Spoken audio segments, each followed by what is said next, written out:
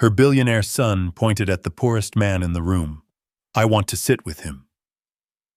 It happened in the most unlikely corner of Seattle's most exclusive restaurant. A weary single dad, still smelling of engine oil after a long shift, was cutting pasta for his daughter when the room fell silent. A billionaire had stopped walking, stopped breathing almost, as she watched him with an expression no one could read. Moments later, her world would collapse in front of him, and one sentence she spoke would change both of their lives forever. The dinner rush at Harbor and Pine always sounded like money, crystal glasses chiming, shoes clicking across marble, and soft jazz drifting beneath conversations about stocks, mergers, and weekend estates. Marcus Reed didn't belong in places like this, and he knew it. But his faded button-down shirt still carried the faint smell of copper and drywall dust from his afternoon repair job, and a thin streak of grease clung stubbornly to his forearm, no matter how hard he'd scrubbed in the restroom before stepping inside. But tonight wasn't about him. Tonight was for Zoe. His 8-year-old daughter sat across from him, her braids bouncing as she kicked her feet under the table. "Daddy, look! They put real candles here," she whispered, her eyes shining as if she were discovering a castle. It pulled a smile out of him, small, tired, but full of love.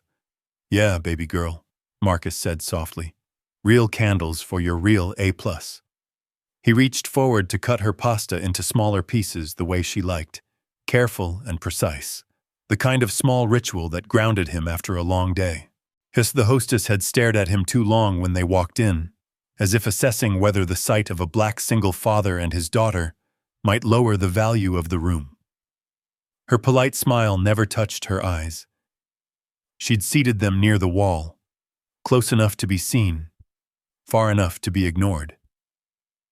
Marcus pretended not to notice. He'd spent most of his life pretending not to notice.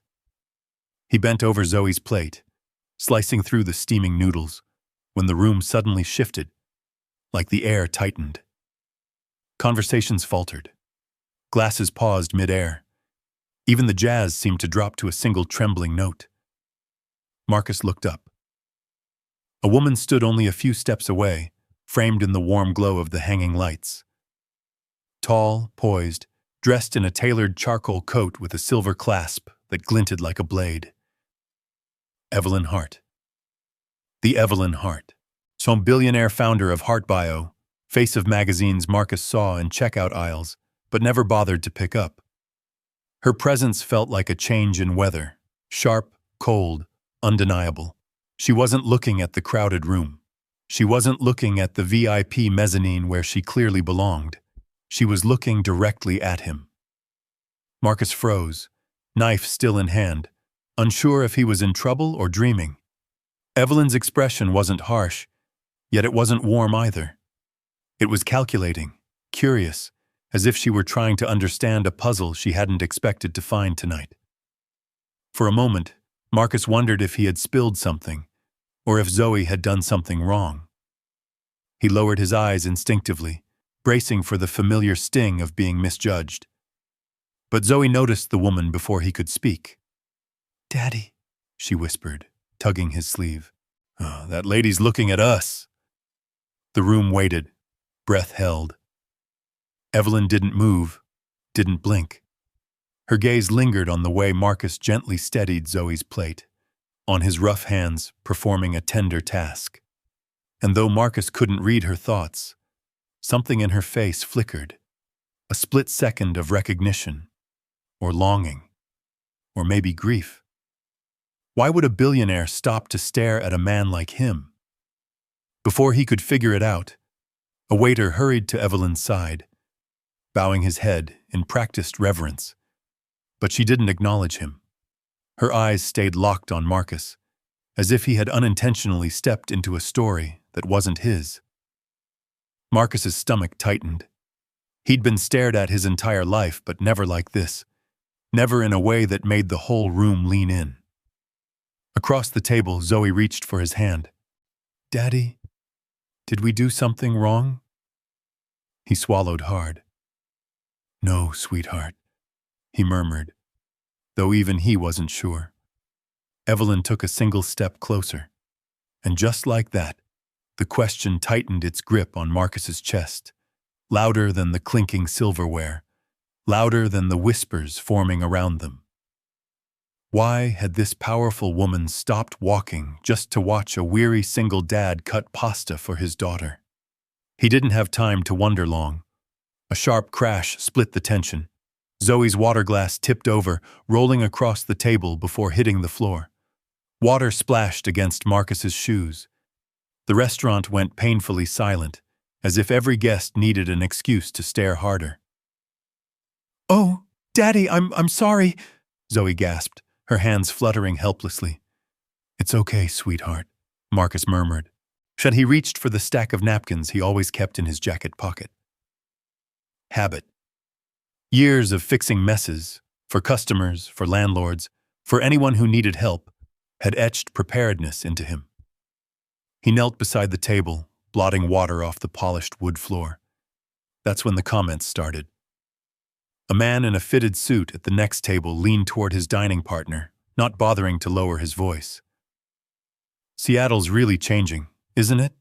They're letting anyone in here now." His companion chuckled. "Maybe they're doing charity seating tonight." A few scattered laughs joined in, quiet, but sharp enough to cut. The hostess stiffened behind her podium, as if embarrassed that Marcus was even in her line of sight. A waiter sidestepped him like he was an obstacle instead of a customer. Marcus kept wiping, jaw tight. Yet he'd spent years mastering the art of swallowing humiliation. Every time someone assumed he was a janitor, a suspect, a man out of place, it stung. But he learned to bury the sting. Tonight he tried to bury it deeper, for Zoe's sake. "Daddy, they're looking at us," she whispered, her small fingers tugging on his sleeve. He forced a smile, soft and worn at the edges. "Doesn't matter, baby girl. We're here for you. That's all that matters." But the truth roiled beneath his calm exterior. It did matter. It mattered because he had fought so hard to give Zoe moments like this, to let her see a world that didn't always welcome them. It mattered because he was tired of pretending he didn't hear what people said, tired of having to prove, again and again, that he was worthy of the space he occupied.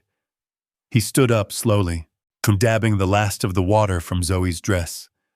The room still felt like it was leaning in, waiting for him to crack. Instead, something unexpected happened. Evelyn Hart took a step forward. The waiter who'd been frozen beside her rushed to intercept, bowing slightly. "Ms. Hart, your table is ready in the private mezzanine. Let us escort you upstairs." But Evelyn didn't look at him. She kept her eyes fixed on Marcus and Zoe, as if she were studying a moment she didn't want to interrupt.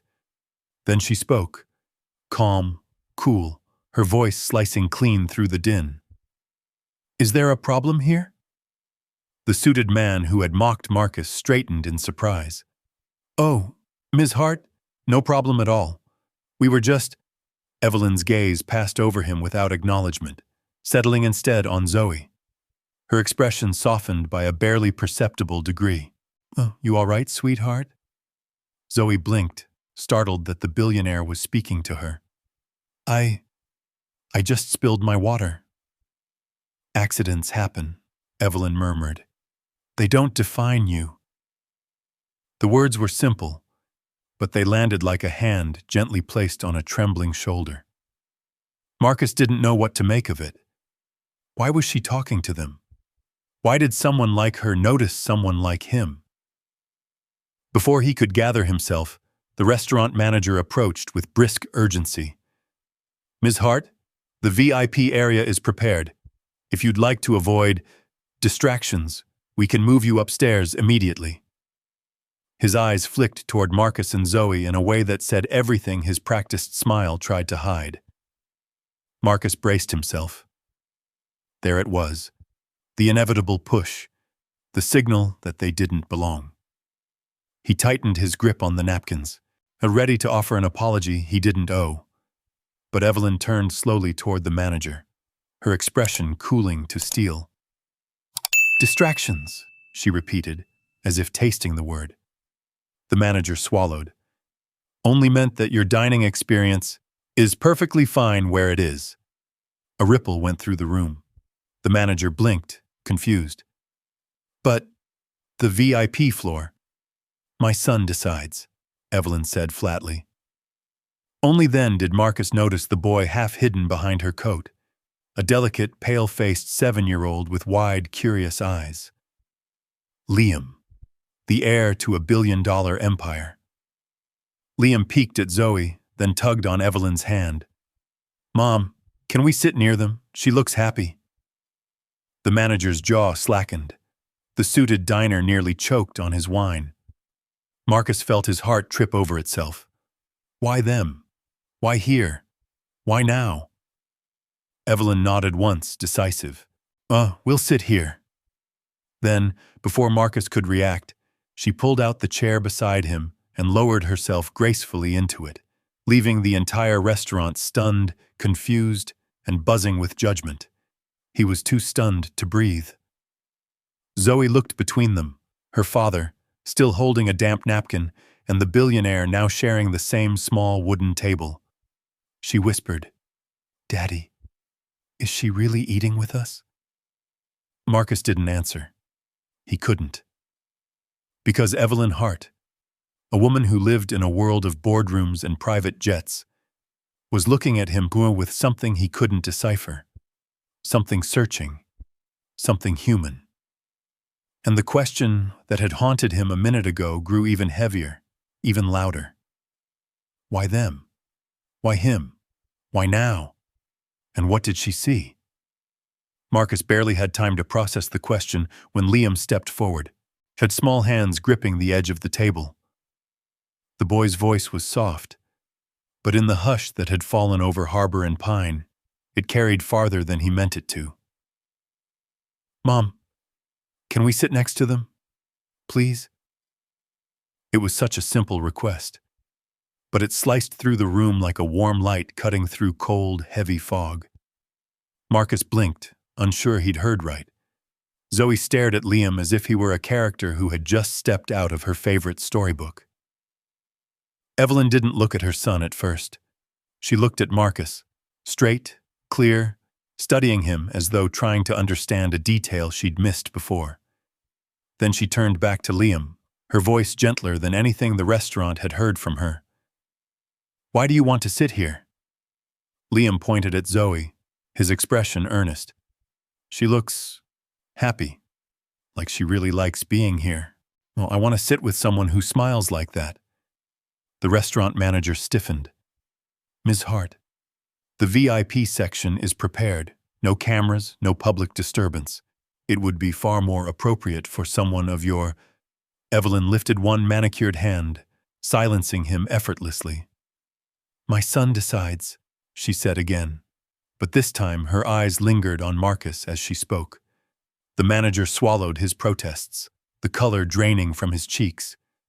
No one contradicted Evelyn Hart, not in the business world, and certainly not in public.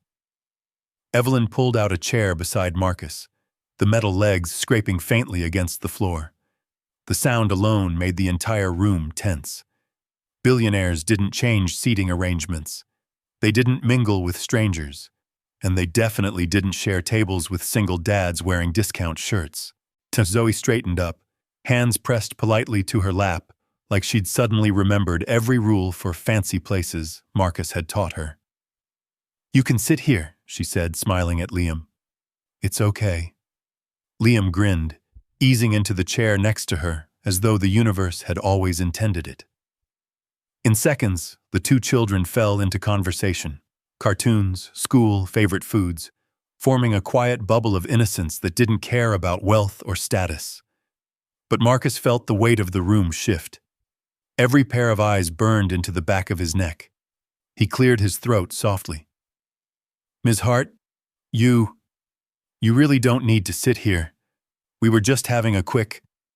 I know, Evelyn replied, her voice calm but final.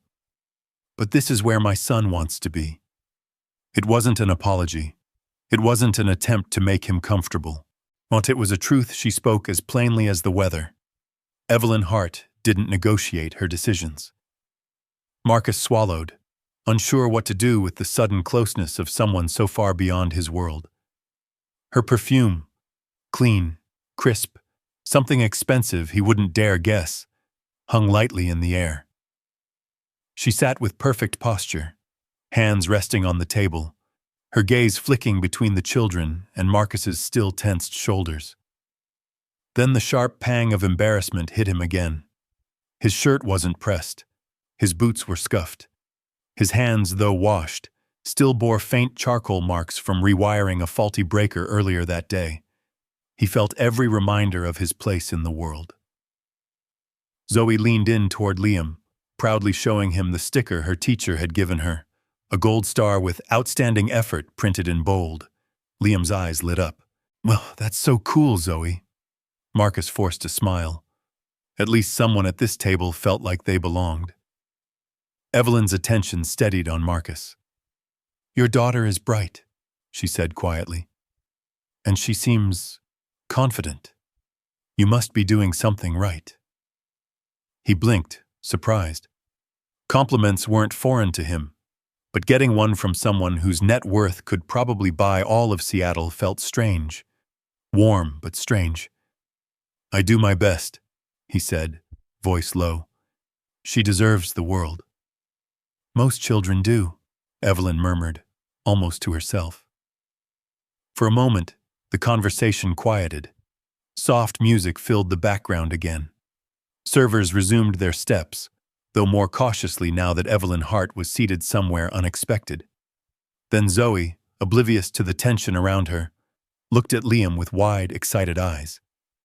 "Do you want to hear a secret? So one time my daddy fixed the heater for every family in our building when it broke in the winter. He didn't charge anybody." Liam's jaw dropped. "You're a superhero," he told Marcus, in a tone so sincere it pierced straight through his defenses. Marcus felt heat rise in his face. "Just do what I can," he said. Evelyn's head tilted, just slightly. She watched Marcus with a look he couldn't decipher, something softer, something considering, something almost respectful. Her world was built on precision, strategy, negotiations worth millions. His world was built on scraped knuckles and fixing what other people broke. Yet for the first time that night, Marcus wondered if she didn't see him as small, if she saw something else entirely.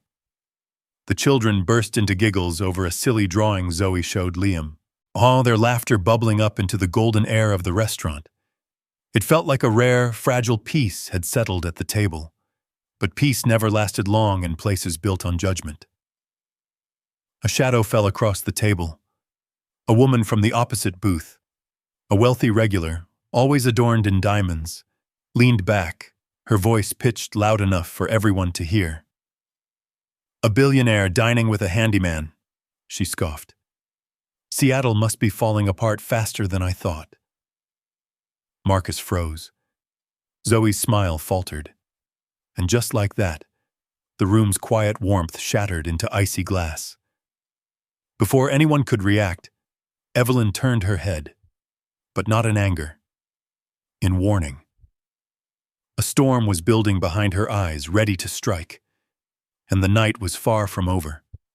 The air in Harbor and Pine thickened around the table, a tension twisting through the golden candlelight like a live current. Marcus felt Zoe's hand slip instinctively into his, her fingers small and trembling. He squeezed gently, grounding her the way he always did when the world turned unkind. But before Evelyn could unleash the anger tightening in her jaw, Liam tugged hard on her sleeve. "Mom," he whispered urgently, "look!" It wasn't a warning. It wasn't fear. It was excitement.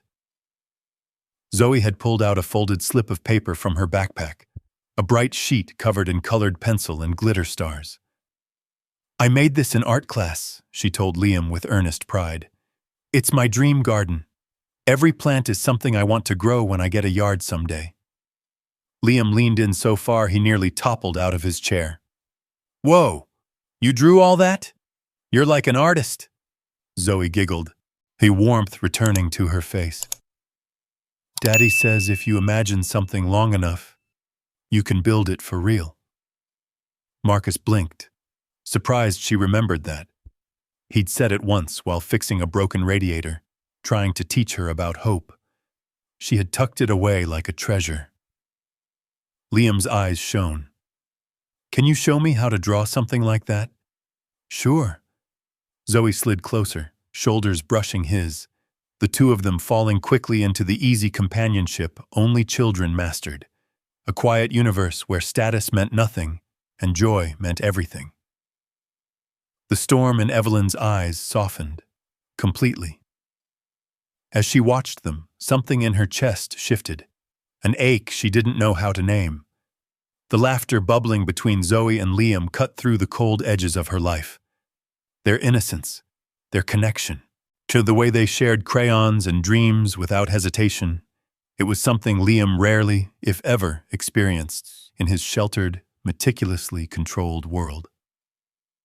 Evelyn leaned back slightly, her gaze drifting to Marcus. He wasn't watching her. He was watching the children, and the look on his face, tired, tender, protective, was something unfamiliar, yet strangely magnetic. She wasn't accustomed to seeing fathers like him.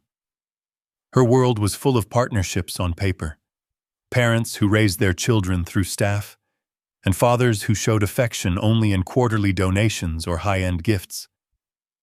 But here, in the corner of a crowded restaurant, sat a man who gave his daughter something money couldn't manufacture: presence. Marcus felt her watching and cleared his throat, embarrassed. Oh, kids. They've got a way of making everything simpler. Or showing what truly matters, Evelyn murmured. He met her eyes, startled by the sincerity in her voice. For a moment, the noise of the restaurant faded. The clatter of plates, the murmur of conversations, the subtle click of disapproving tongues. There were just two parents, unexpectedly orbiting the same moment. But Harbor and Pine wasn't ready to let this peace last. A server approached with stiff posture, placing glasses on the tables around them with deliberate care. He didn't speak to Marcus, didn't look at him, but his disdain cut through the air like a thin, sharp blade. Two women at a nearby table whispered behind their menus, casting sideways glances at Marcus's worn boots and rolled-up sleeves. One muttered, "How embarrassing. Let's imagine letting your child sit with—" Her voice trailed off, but the implication was loud enough. Marcus tensed. Evelyn's gaze snapped toward them, eyes flashing again. But before any confrontation could ignite, Zoe let out a burst of laughter, loud, bright, and utterly unbothered by the weight of judgment hanging above them. "Look," she pointed. "I drew a flower that Liam said looks like a lemon with legs." Liam snorted, trying to cover his giggles with both hands. The entire table softened instantly. Their laughter spilled over into the space like sunlight breaking through a storm cloud. Fragile, fleeting, but undeniable. Even a few guests nearby couldn't help but glance over with faint smiles, as if the children's joy thawed something frozen in them. Evelyn exhaled, not a sigh of annoyance, but a surrender to something she thought she'd forgotten a long time ago. "Your daughter," she said quietly to Marcus, "has a light about her." Marcus glanced at Zoe, now showing Liam how to shade a cartoon sunflower. "Yeah," he said softly. "She's everything." Evelyn's voice thinned almost imperceptibly. "I haven't heard Liam laugh like this in months." Marcus looked at her. Really looked. Behind the poised exterior and expensive clothing, he saw something raw. A mother carrying the weight of two worlds. The corporate empire she ran, and the child she barely had time to hold. "You're doing your best," Marcus said gently, "even if it doesn't always feel that way." Evelyn's breath hitched. She didn't reply, but her eyes said everything. For a few minutes, the world around them steadied. The harsh edges softened, and the gap between billionaire and handyman seemed to close in on itself, shrinking to nothing under the glow of two children's laughter. It was a rare, fragile moment of light, the kind that only comes before something breaks. And break it soon would. Because just as Zoe and Liam leaned over their drawings, giggling uncontrollably, a shadow fell across the table again. The same wealthy woman from earlier was now standing, chin lifted, voice laced with venom sharpened from years of social entitlement. "Well," she declared loudly, "I suppose even billionaires need charity nights. How noble of you, Ms. Hart, to dine with the help." Marcus felt Zoe flinch, his own stomach twisted. This time, Evelyn didn't turn slowly. She turned like a blade. But the collapse coming wasn't hers to control. The night had only begun to unravel. Yet the wealthy woman's voice sliced through the air like a cold wind off the sound. "Well," she repeated, louder this time, making sure every table within earshot could hear, "I suppose even billionaires need charity nights. How noble of you, Ms. Hart, to dine with the help." Silence rolled outward in slow waves. Forks paused mid-air. Glasses hovered above lips without reaching them. Every guest in the restaurant turned, not subtly, not politely, but openly, leaning in for spectacle. Marcus felt the words hit him harder than intended. He'd heard worse in his life, but something about this moment, the nice clothes he couldn't afford, the table he didn't belong at, his daughter beside him, made the insult burn deeper. He lowered his head, jaw tight enough to ache. Zoe shrank closer to him, and her small fingers curling into the fabric of his shirt. "Daddy, why are they so mean?" she whispered, her voice trembling with confusion rather than fear. He swallowed the sting, steadying her with a soft squeeze. "Don't worry about them, baby girl," he whispered back. "They don't know us." But he felt the humiliation settle like a heavy coat. He wished for just a second that he could stand up, take Zoe's hand, and leave. But how would that look? Would it make things worse for her? Would she think he was running? Evelyn didn't flinch at the woman's venom. She turned slowly, with the precision of someone who measured every motion before committing to it. Her eyes, sharp, calculating, locked onto the woman. "Your comment," she said quietly, "is unnecessary." "Oh, darling, I'm only concerned," the woman drawled, as lifting her crystal glass. "Your reputation is fragile after all. And mixing with—" She flicked her gaze toward Marcus, lips twisting. "People who don't exactly belong here. Well, it could raise questions." There it was. The word she didn't say hung louder than the ones she did. Belong. Marcus felt his chest tighten. He'd spent years slipping through life without being seen, without drawing attention. He knew how to survive judgment. But tonight he wished it wasn't happening in front of Zoe. Evelyn's expression hardened. "If my reputation concerns you so much," she said, tone cool and steady, "perhaps focus on your own dinner." A few guests stifled gasps. The wealthy woman flushed a shade darker, her fingers tightening around her glass stem. But before she could reply, the room began to shift. Evelyn's shoulders swayed, as at first it was subtle, barely visible, like a leaf trembling before a storm wind. Then her hand gripped the edge of the table, fingers whitening as she steadied herself. "Mom?" Liam's voice cracked. "Mom, are you okay?" Evelyn blinked, breath catching. Her eyes darted sharply, as though the light had suddenly grown too bright.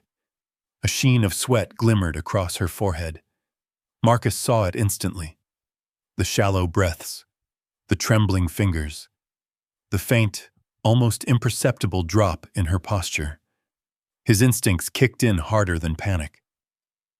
"Ms. Hart," he said quickly, standing from his chair. "Sit down, right now." She tried to speak. "I'm fine," but the word fractured. Her knees buckled. A ripple of shock shot through the restaurant as Evelyn Hart collapsed, the billionaire titan suddenly crumpling like paper slipping from a hand.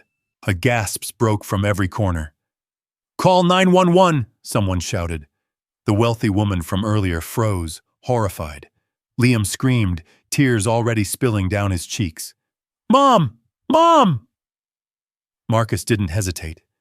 He was at Evelyn's side before anyone else had even moved, lowering her gently to the floor.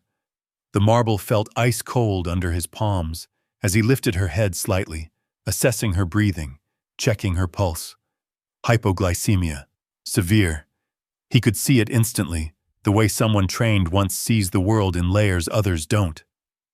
"Zoe," he said firmly without breaking focus, "hand me that water, now." Zoe scrambled, her hands shaking, but she obeyed. Marcus mixed sugar from a nearby coffee tray into the water with practiced precision. He spoke softly, but urgently.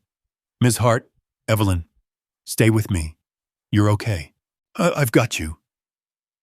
Liam collapsed beside his mother, sobbing. "Mom, wake up! Please wake up!" Marcus's voice steadied, firm but comforting. "She can hear you. Keep talking. Tell her you're right here." The room, moments ago buzzing with judgment, now stood frozen, watching a man they had dismissed, criticized, overlooked, bring order to chaos with calm certainty. Marcus lifted the cup to Evelyn's lips, helping her drink. Her pulse fluttered weakly. Her eyelids flickered. "Come on," he murmured. "Breathe with me. Slow.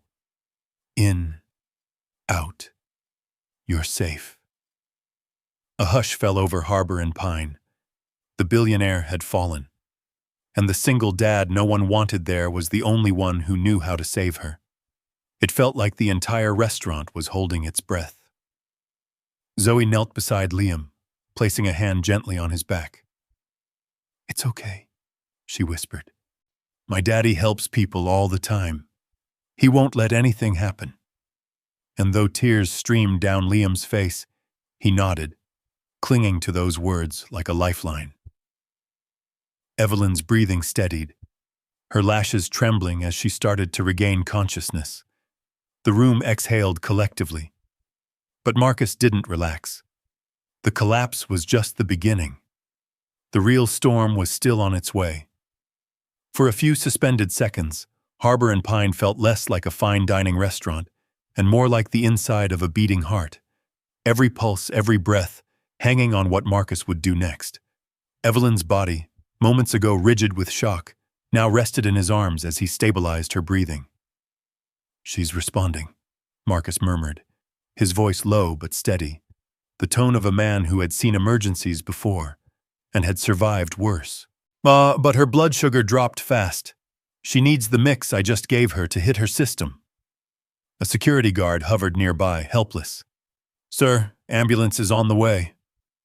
"Good," Marcus answered without looking up. "But we'll have her stable before they get here." Evelyn's fingers twitched, her lashes flickering like someone fighting their way out of darkness. A faint moan rose from her throat. "Mom?"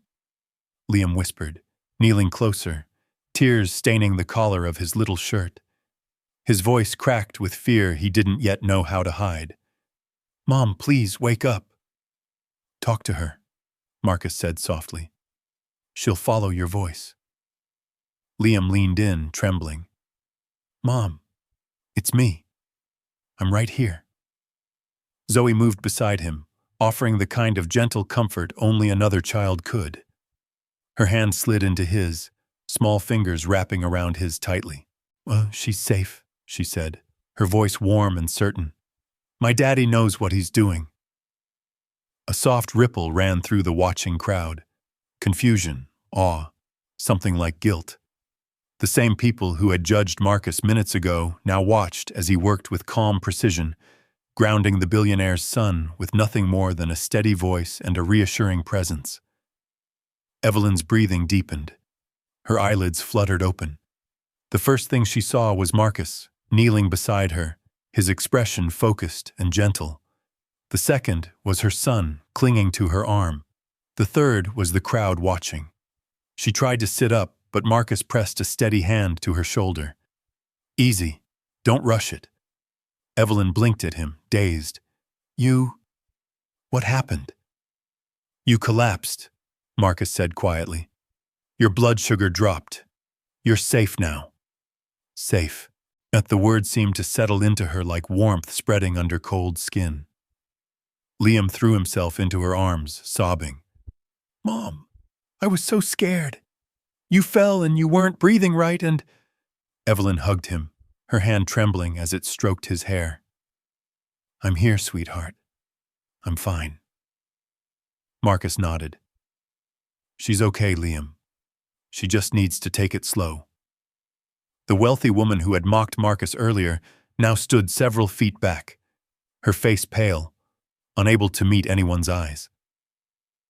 The restaurant manager twisted his hands nervously, afraid that the responsibility for the incident might fall squarely on his shoulders. But no one addressed them. The center of the world had shifted entirely. When the paramedics arrived, they approached cautiously, recognizing immediately they weren't taking over from a panicked bystander, but from someone who knew exactly what he was doing. Vitals look good, one medic said after checking Evelyn. He shot Marcus a look of surprise. What did you give her? Water with sugar, Marcus answered simply. She needed a fast spike. Good call, the medic replied, genuinely impressed. You in the medical field? Marcus hesitated. Not long, but long enough for Evelyn to notice the flicker of regret behind his eyes. I used to be, he finally said. Evelyn watched him closely, her breathing steadying as clarity returned. You saved me, she whispered, not just as acknowledgement, but as realization. Marcus cleared his throat, suddenly uncomfortable with the attention. You've got a little boy who needs you. Well, that's reason enough. The statement hung in the air, raw, unpolished, true. And for the first time since her collapse, Evelyn's gaze softened, not in gratitude alone, but in something deeper, recognition. She motioned toward the private dining hallway. Please, come with me, both of you. Her voice wavered slightly. I want to talk, somewhere away from all this. Marcus hesitated. Crowds had never been his place. Spotlights, even less. But Zoe tugged at his sleeve with unwavering certainty. Daddy, she whispered, she wants to thank you. For real. Liam wiped his tears, but didn't release his grip on Marcus's hand. Please, he said softly, come with us. Marcus felt something shift inside him. Not pride, not ego, but the smallest spark of something he hadn't felt in a long, long time. Value. He nodded. The crowd parted as the four of them walked toward the private rooms, a hush following in their wake. It wasn't mockery this time. It wasn't pity. It was awe. Because tonight, the billionaire hadn't been saved by her staff, her money, or her influence.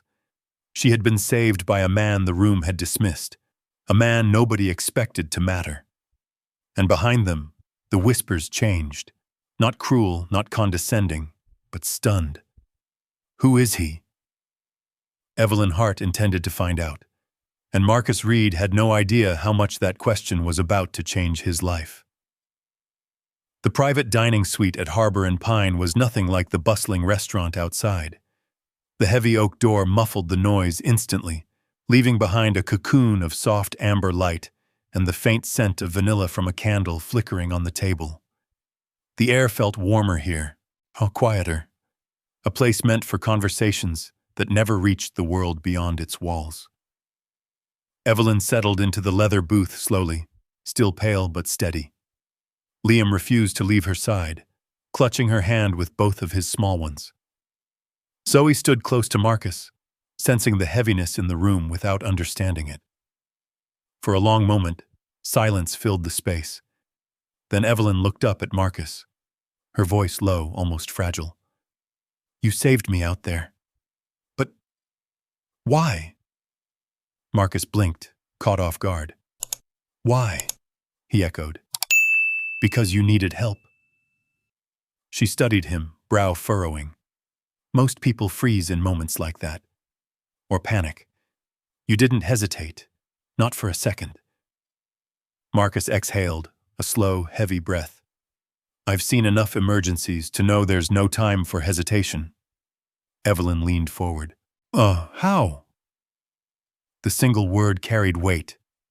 An invitation, but also a demand. Something in her posture said she wasn't asking out of curiosity, but necessity. She needed to understand the man who had stepped into her most vulnerable moment with steady hands and unfaltering calm.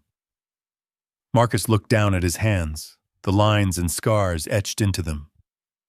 I wasn't always a maintenance technician. His voice grew quieter.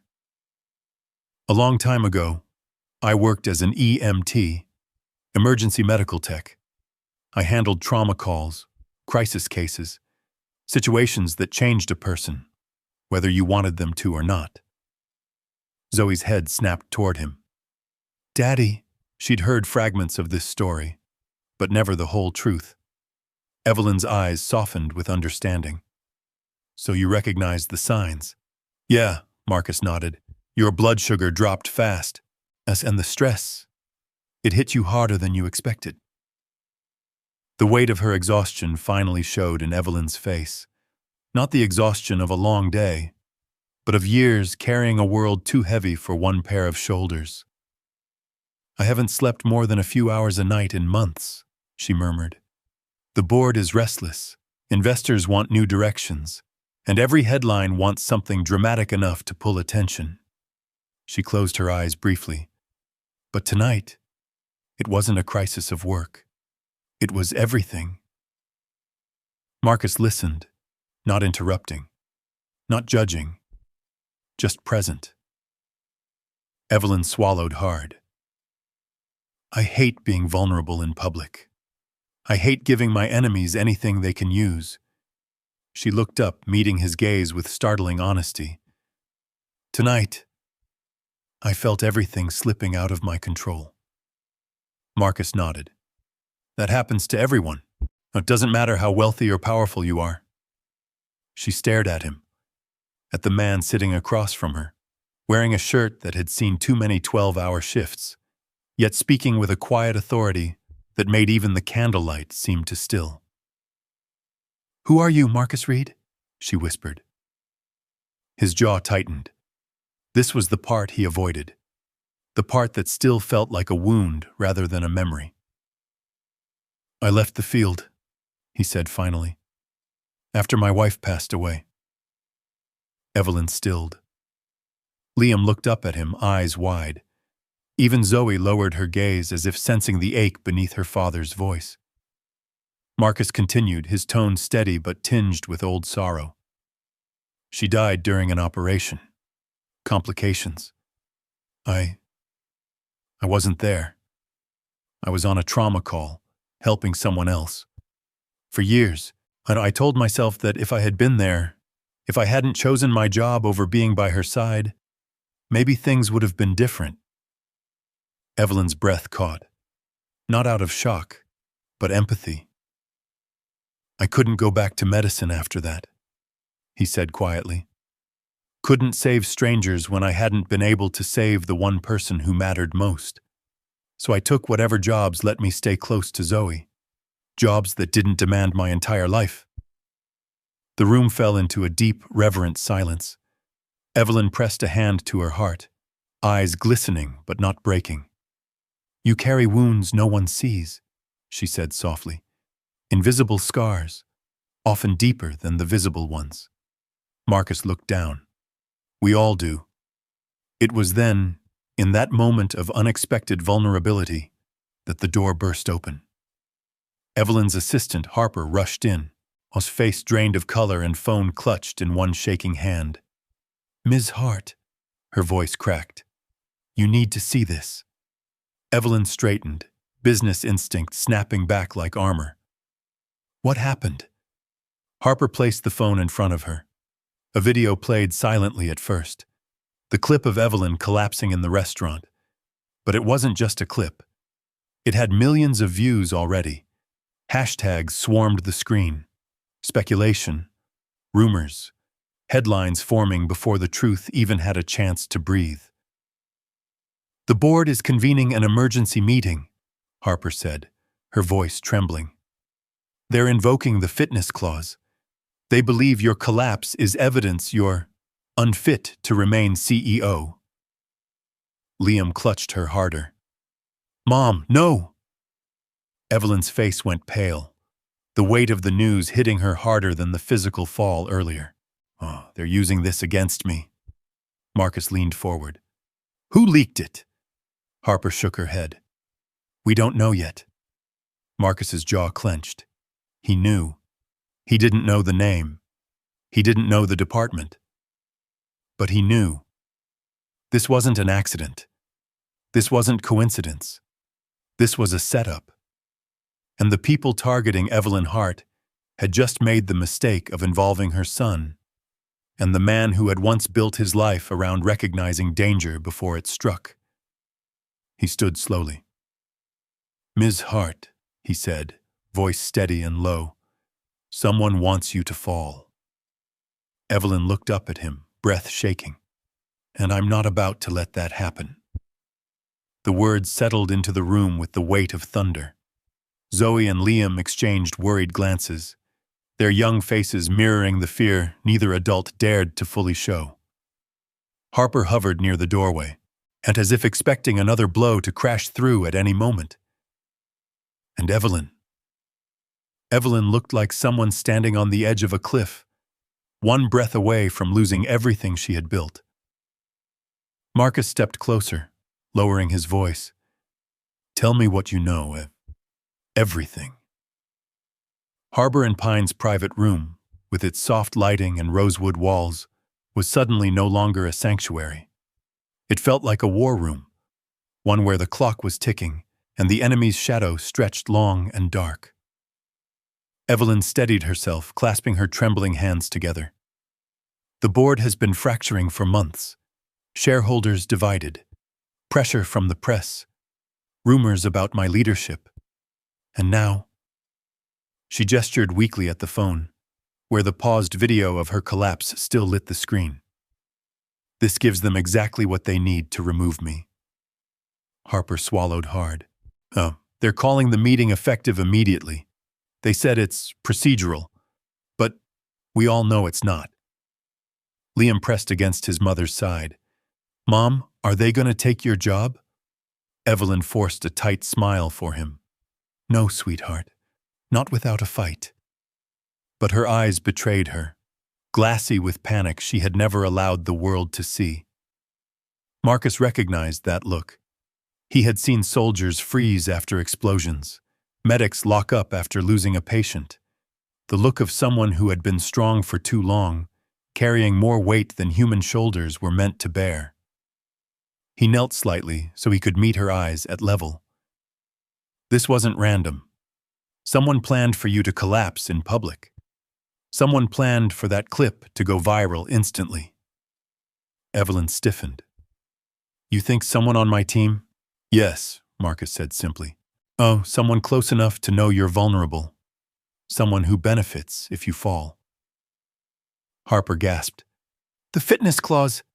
The only person who has pushed for that recently is Douglas Crane," Evelyn finished, her voice icy. Marcus leaned back, letting the name settle.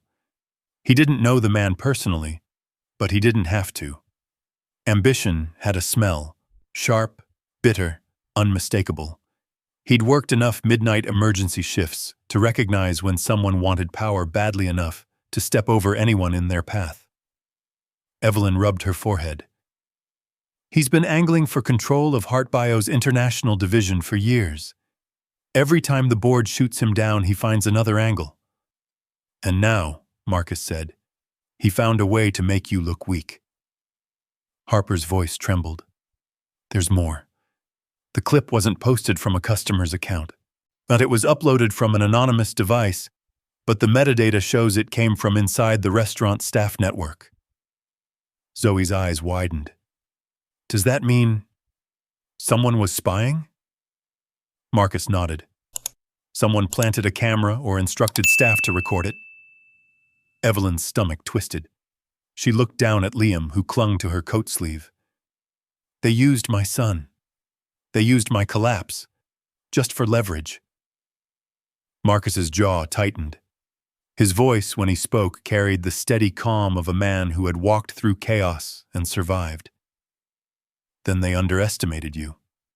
Evelyn let out a short, humorless laugh. Is that what you think? He shook his head. No. That's what I know. Because the kind of person who'd weaponize your health is the kind of person who believes compassion is weakness. But they don't understand that strength looks different when you're protecting someone you love. Evelyn stared at him as if seeing him anew, not as the repairman in a worn-out shirt, not as the stranger who cut pasta for his daughter, but as a man who read people not with suspicion but with clarity. Marcus pointed to the phone. Show me the clip. Harper pressed play. The recording was tight, zoomed, but too steady to be accidental. It focused on Evelyn moments before she collapsed, then panned to Marcus kneeling beside her, then ended abruptly as the room erupted. Marcus replayed it, eyes narrowing. Whoever filmed this wasn't surprised. They were waiting. Evelyn trembled. Marcus, how can you tell? Because emergencies don't look this clean unless someone knows when to start shooting. He paused the video again, tapping the lower right corner of the screen. There, that shadow. Someone leaned in before you fell. Harper squinted. That's Thomas. Crane's assistant. Evelyn's pulse quickened. He was hired 6 months ago, against my recommendation. He's your leak, Marcus said quietly, and Crane is the one behind him. The truth hit her like a tidal wave, cold and merciless. Evelyn slumped back in the booth, covering her face with one hand. I can't believe this. I built this company with my husband. I fought for every inch of ground. And now they want to strip it all away because I had one moment of being human. Marcus's voice softened. That moment is exactly why you shouldn't lose it. Evelyn looked up sharply. You collapsed because you care, he continued. Because you've been fighting battles alone. But the board won't see that unless someone reframes the narrative. Evelyn stared at him, stunned. Reframe? You're not weak, Marcus said gently. You're exhausted from holding an empire together while trying to be a mother. That's not failure. That's strength. For a moment, Evelyn forgot how to breathe.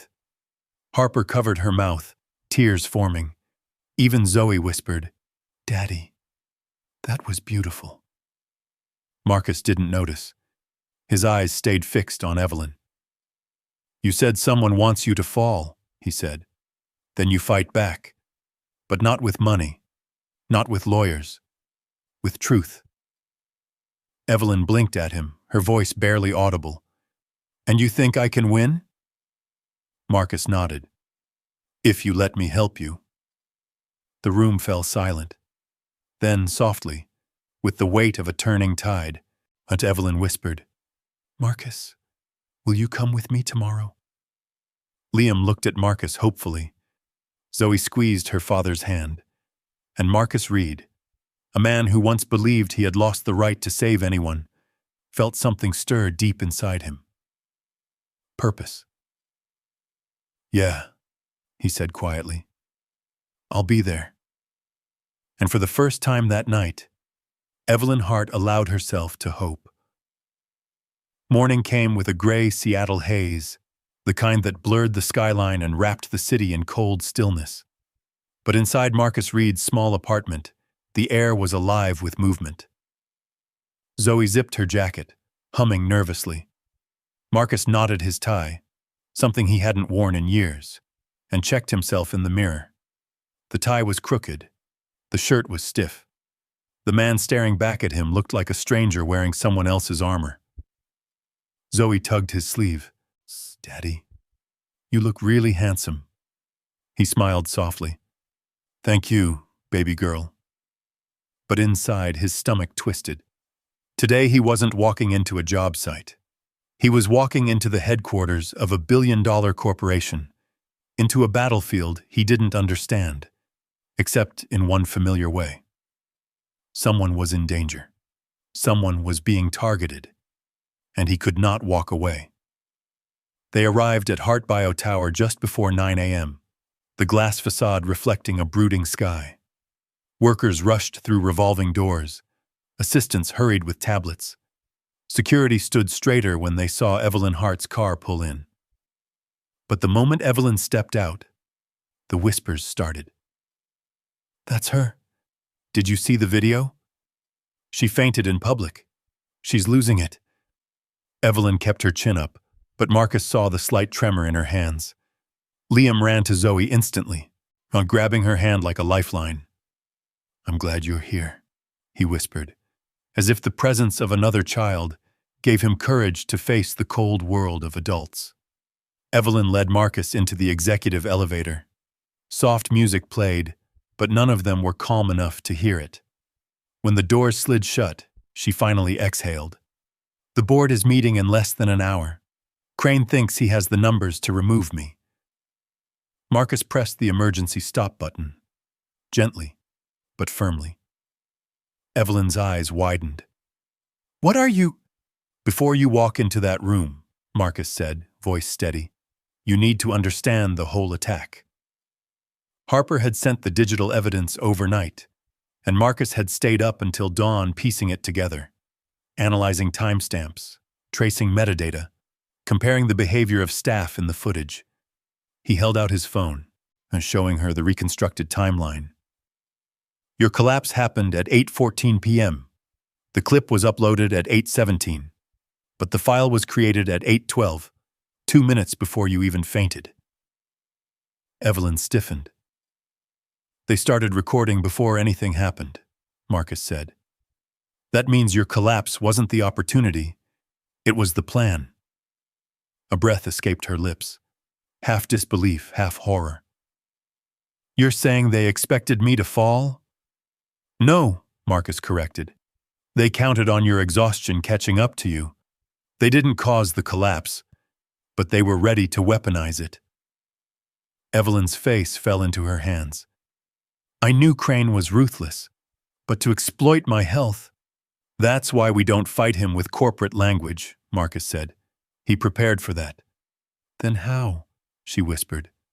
With the one thing he doesn't understand. Marcus looked her directly in the eyes. Human truth. The lights flickered slightly as the elevator hummed around them. Evelyn stared at him, her voice cracking. What do you see, Marcus? What made you figure all this out? He hesitated, but only for a moment. People like Crane read power. People like me read danger. Something in her expression softened. Realization, admiration, maybe something more fragile underneath. Marcus continued, show them who you are. Not the CEO, not the billionaire. Show them the mother who's been carrying a company on her shoulders while raising a child alone. Show them exhaustion, not incompetence. Humanity, not weakness. Evelyn swallowed. You really believe that will work? It's the only thing Crane can't twist. The elevator resumed its ascent. They stepped into the top floor, where glass walls framed the city and a long corridor led to the boardroom. It felt like walking toward a storm. Harper ran up, breathless. They're already gathering. Crane is smiling like he's won. Zoe squeezed Marcus's hand. Daddy, you can help her, right? He knelt, brushing a braid behind her ear. I'll do everything I can. Liam clung to his mother's side. Mom, be brave. She touched his cheek, her hand steady now.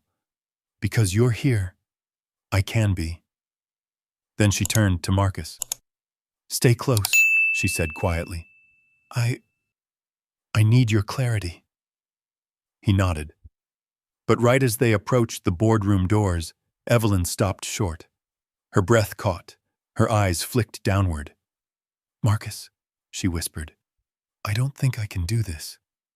Her vulnerability was raw, not rehearsed, not strategic, just honest. While Marcus stepped in front of her, lowering his voice so only she could hear. "Yes, you can," he said, "because you're not alone this time." For a moment, she simply looked at him.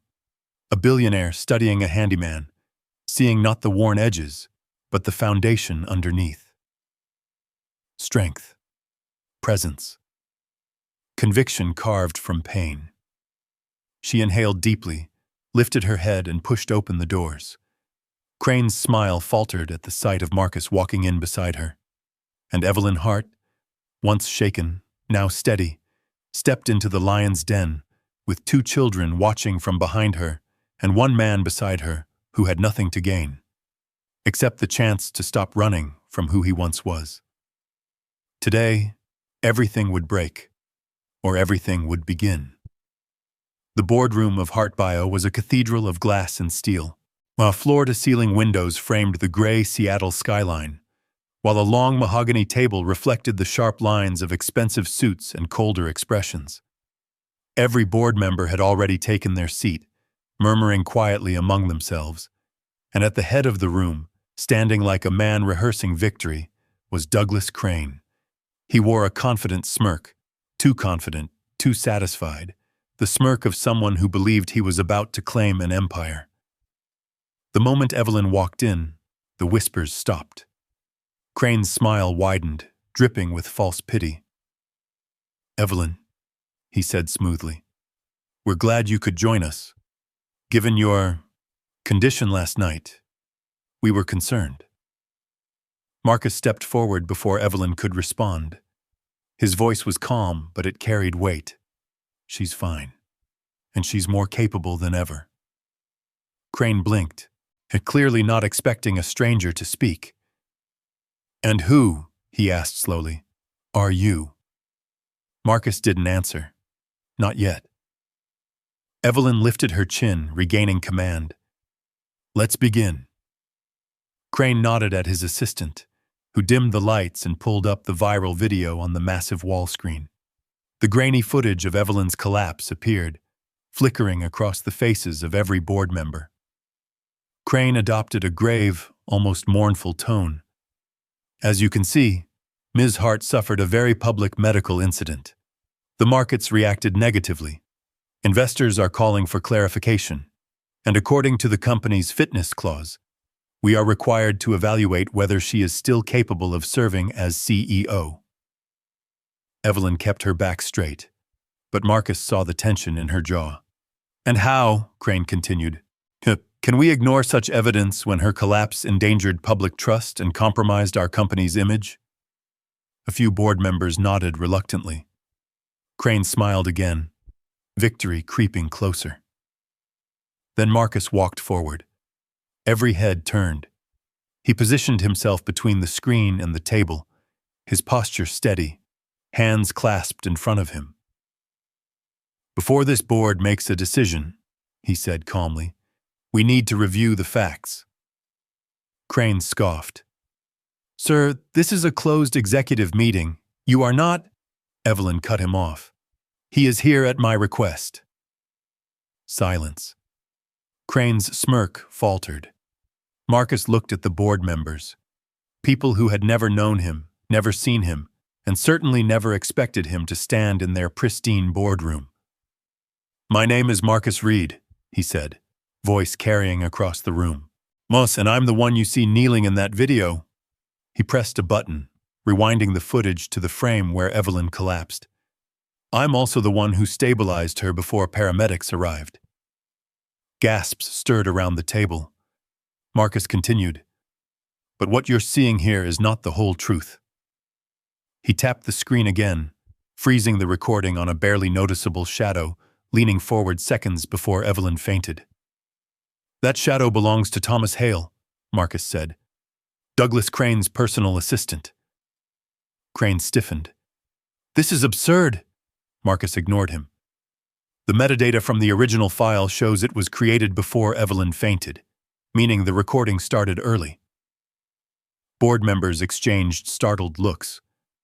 And the upload, Marcus continued, was executed through the restaurant's staff network, a network only accessible with temporary admin codes that were issued to Thomas Hale.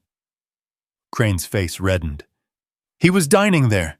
Anyone could have— No, Marcus said sharply. He was positioned perfectly. He was waiting. He was recording before anything happened. Gasps rose again. Harper stepped forward, placing printed metadata logs on the table. I verified the timestamps myself, she confirmed, voice trembling but clear. Marcus's voice deepened, carrying the tone of someone who had once fought to save lives in chaos. This was not documentation. This was entrapment. Crane weaponized a human moment, a medical moment, to stage a power grab. The room vibrated with shock, anger, realization. Crane slammed his palm on the table. This is slander! Well, this man isn't even qualified to— He is, Evelyn said softly, standing. Crane turned to her. Evelyn! She held up a hand.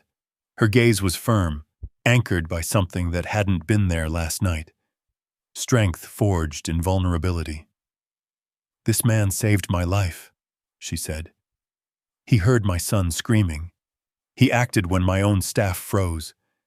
And he saw the patterns of this attack before any of us. The boardroom fell silent again. Then Evelyn spoke the sentence that would later be recounted in newspapers, interviews, and corporate leadership seminars. This is the man who saved my life and reminded me what real strength looks like.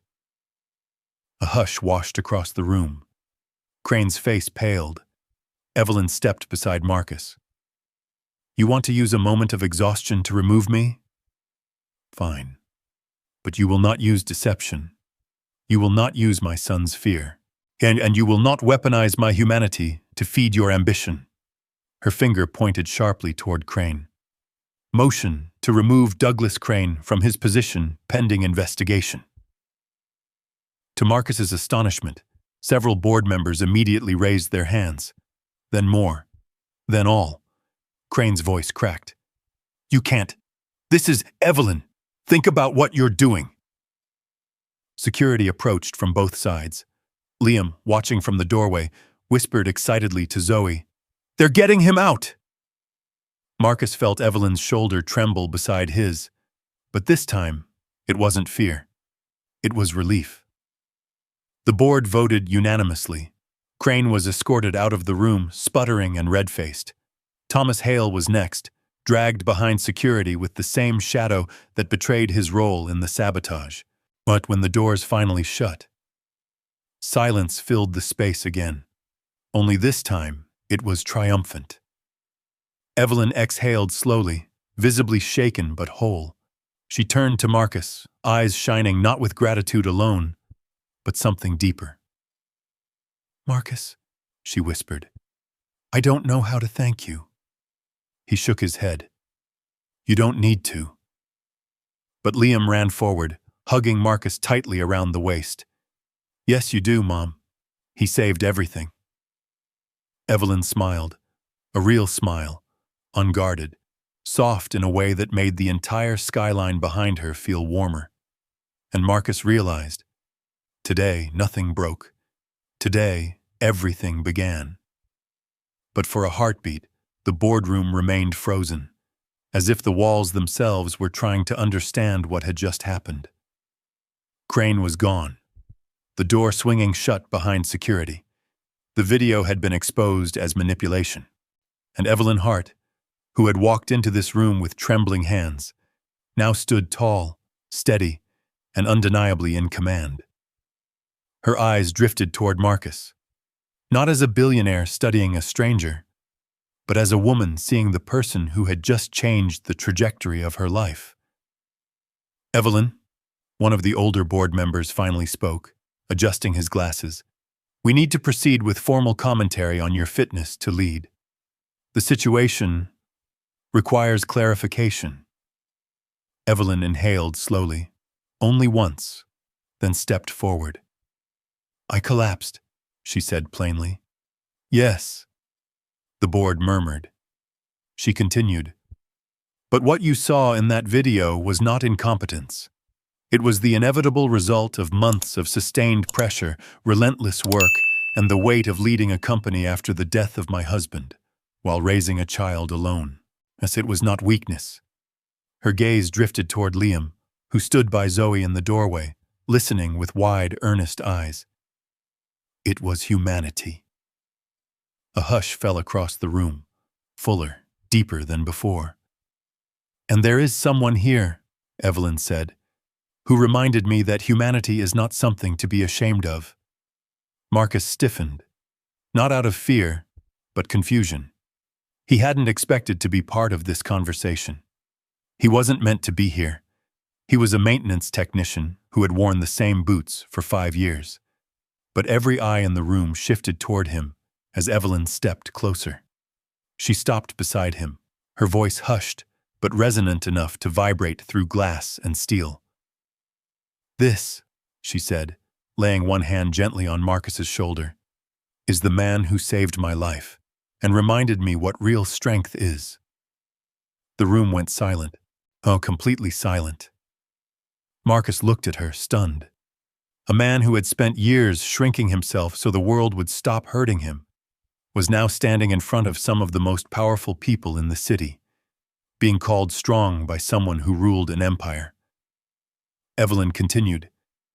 "When my own staff panicked, he stepped in.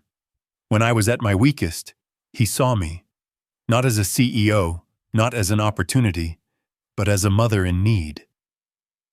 A few board members shifted uncomfortably, ashamed. "And while my enemies tried to use my vulnerability to break me," she said, "Mr. Reed used that same moment to bring clarity, truth, and protection." Marcus felt Zoe's proud gaze on his back.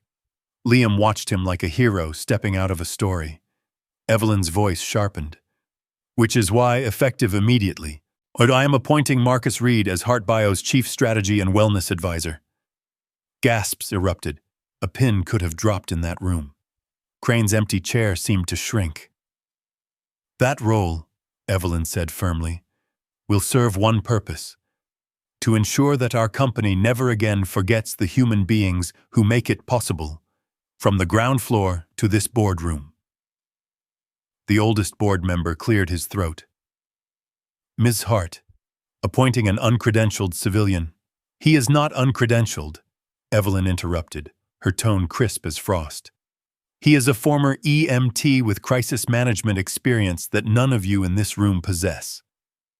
Harper stepped forward, nodding.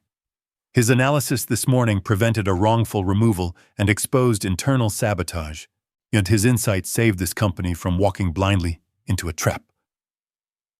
Board members whispered among themselves. One leaned forward. "Ms. Hart, you understand this man may become the public face associated with you during this transition. Are you prepared for that?" Evelyn turned to Marcus. He stood tall, not perfectly confident, but steady, grounded in something deeper than pride. Purpose. She smiled softly. "Yes, I am prepared." Marcus opened his mouth to object. He had no suits, no formal training, no degree in corporate anything. But Evelyn spoke before he could.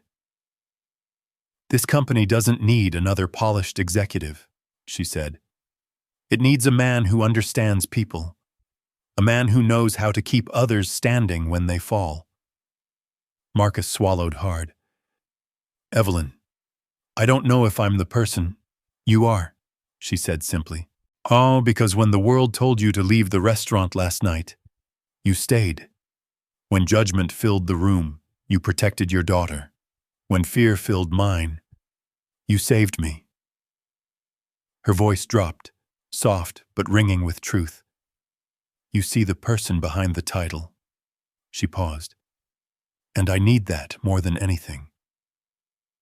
Marcus felt something shift inside him, something he thought had died long ago, buried with his wife, the belief that he still had a place in the world where his strength mattered. The board murmured again, this time with growing respect. Then the woman who had insulted Marcus the night before, Mrs. Harding, herself a major shareholder, surprisingly stood. She cleared her throat. "I was wrong about you," she said, directing her words to Marcus instead of Evelyn. Your competence is undeniable." Then she turned to Evelyn. "If he stands with you, so will I." It was like watching a tide turn. One by one, the board members nodded. Liam ran forward, hugging Marcus tightly. "You're staying with us, right? You're gonna help my mom?" Marcus knelt, steadying the boy's small shoulders. "I'll help however I can, buddy." Evelyn met Marcus's gaze and said, quietly, but with absolute certainty, "This is just the beginning." And the room, once cold, hostile, and ready to remove her, now looked at her with newfound respect, because strength had entered the room disguised in a worn shirt, calloused hands, and a heart that refused to turn away from people in need. Today, the boardroom saw what Evelyn had seen the night before, and Marcus Reed, the single dad no one wanted there, became the man they all needed. But the biggest change of the day didn't reveal itself in the boardroom. It came hours later, when the sun began dipping behind the gray Seattle skyline, casting long amber streaks against the glass of Heartbio Tower. Evelyn insisted on driving Marcus, Zoe, and Liam to her home, not out of obligation, not for publicity, but because something inside her had shifted. She no longer saw Marcus as the stranger from a restaurant corner table, but as the man who had steadied her world when it nearly collapsed. Her home sat on Queen Anne Hill, overlooking Elliott Bay, a massive modern estate of glass and stone. To Marcus, it felt like walking into a movie set. To Zoe, it felt like stepping into a fairy tale. And to Liam, and who grabbed Zoe's hand as soon as they entered, it finally felt like home. "Come on," Liam said excitedly, tugging Zoe toward the hallway. "I want to show you my playroom." They ran off, laughter echoing through the polished floors. Evelyn watched after them with quiet awe. "He hasn't laughed like that in, I don't even remember how long." Marcus stood beside her, hands tucked in his pockets, suddenly aware of how out of place he looked in a mansion, with ceilings higher than his entire apartment. "Kids find joy where adults forget to look," he said softly. Evelyn turned to him. "Marcus, you don't understand. Liam barely engages with anyone. He's always surrounded by staff, tutors, security, but he never connects. Well, tonight is the first time he's clung to someone other than me." Marcus looked toward the hallway where the children disappeared.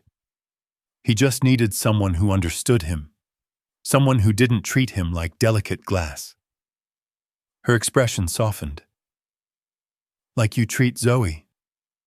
He smiled, shy, humble. "She's my whole world."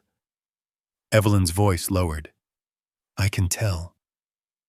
They moved into the expansive kitchen, where the chef had kindly stepped aside to let Evelyn prepare something herself, a rare sight, judging by the staff's surprised glances.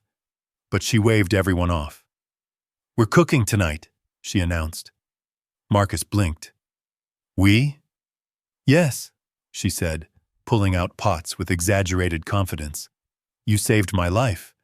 The least I can do is burn dinner for you." He chuckled, the sound mixing with the warm clatter of pans. Fair warning. I'm used to basic meals. Nothing fancy." Evelyn raised an eyebrow. "And I'm used to everything fancy.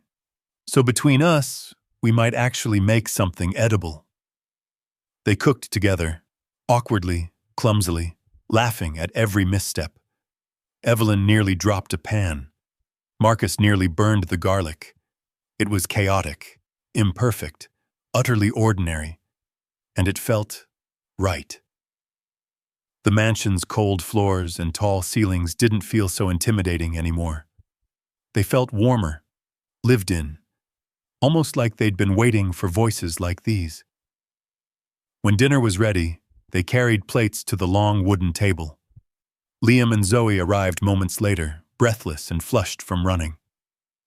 "This is the best day ever," Liam exclaimed, flopping into a chair. Zoe nodded eagerly. "We made a fort in the playroom." "It's a real fort with blankets and pillows." Evelyn's eyes softened as she watched them. "I didn't even know that room could be used for forts." Marcus smiled. "Most rooms should be." They all ate together. Not as billionaire and technician, not as CEO and outsider, but as four people who had survived something heavy and found something lighter waiting for them. After dinner, while the kids played in the adjoining room, Evelyn led Marcus to the outdoor terrace. The city stretched below them, skyscrapers glittering like constellations. Evelyn leaned against the railing, arms folded loosely. "You know, I spent years believing that stability was something you bought. With money, with security teams, with a company built to outlive me." Marcus said nothing, letting her speak. "But watching you with Zoe, and watching how Liam looked at you today." She paused, her voice growing soft in a way she didn't allow often. "I realized I bought him everything except the one thing he actually needed." "What's that?" Marcus asked gently. "Belonging." The word hung in the air between them. Warm, honest. She turned toward him fully. "Marcus, you reminded him what safety feels like, what connection looks like, and you reminded me that strength isn't holding everything alone until you collapse." He met her gaze, steady and open. "You're not alone." A beat, a breath, a truth. Evelyn stepped closer. Not romantically, not impulsively, but with the gravity of someone making a decision that mattered. "I want you on my team," she said softly. "Officially. I want you by my side, helping guide this company, while protecting what matters. But more than that, I want you in my life, in Liam's life." Marcus's throat tightened. "Evelyn, you already saved us," she whispered. "Let me give you something back." He hesitated. Not because he didn't want to say yes, but because he was afraid. Afraid of failing again. Afraid of losing another home, another family. "I can't disappear on Zoe," he said finally. "I can't drown myself in work like I used to. If I do this, I have to stay present for her." Evelyn smiled, warm, genuine, disarming. "That's exactly why I chose you, Marcus. Because you know what matters." She reached out her hand, not just for a job, not just for partnership, but for a future built on something real. He took it. Inside, Zoe and Liam burst into laughter, chasing each other across the living room. Their small voices echoed out onto the terrace, carried by the evening breeze. Two adults stood side by side, watching them, silhouetted against the glowing Seattle skyline. Four shadows stretched across the terrace. Different shapes, different histories, merging into one long, intertwined silhouette. Not by blood, not by wealth, but by kindness, respect, and a moment of vulnerability that changed everything. For the first time in years, Marcus felt the ache in his chest ease. He had saved a billionaire, but she had saved something in him too. A new family, unconventional, unexpected, but whole, was taking shape. And the night, once filled with danger and judgment, ended with warmth spreading through every window of the Hart residence. If this story touched your heart, feel free to drop a simple comment, even a 0 or 1, so I know you were here. Your small message means more than you think. And if you want more stories like this, full of heart, hope, and unexpected twists, make sure to subscribe. I'd love to have you with me for the next chapter.